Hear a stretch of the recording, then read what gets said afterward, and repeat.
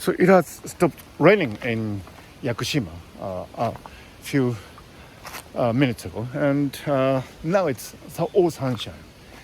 It is so wonderful to be walking in the primordial forest of Yakushima. Yakushima is a vertically very enriched island. From the sea to the high mountains, there are diversity of ecosystems. Here, I find myself in subtropical rainforest, and it's quite wonderful to be here. I've seen some butterfly species already, and mind you, all these little creatures, they're exposed to the elements of nature, and they are not like us. We can protect ourselves with technologies and civilizations, and we can shield us from, all these effects that nature would have on us. But look at these beautiful creatures. They are at the mercy of what's going on in the natural habitat, and that's all they have.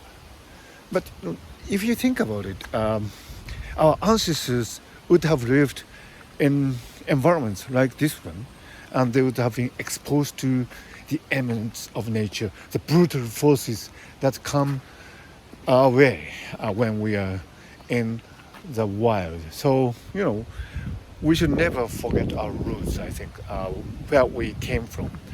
Because no matter how we might build a civilization based on technologies, deep down within us, something inside us are still responding to the suddenly blowing gust of wind like this. And it's so wonderful to be reminded of our,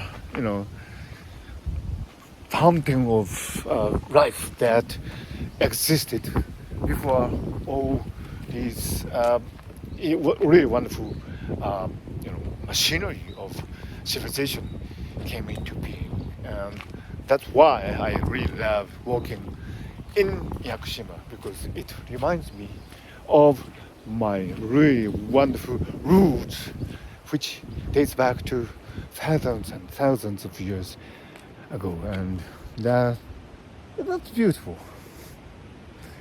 That's beautiful. Maybe I should just shut up and immerse myself in this beautiful nature.